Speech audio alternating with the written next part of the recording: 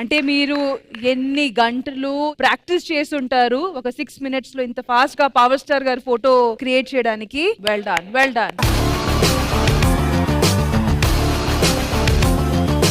ఇంద్రజ గారు, సోషల్ మీడియాని గనక సరిగ్గా వాడుకుంటే, సద్వినియోగం చేసుకుంటే మీలాంటి టాలెంట్స్ ఈ స్టేజ్కి రావచ్చండి. డెఫినెట్ గా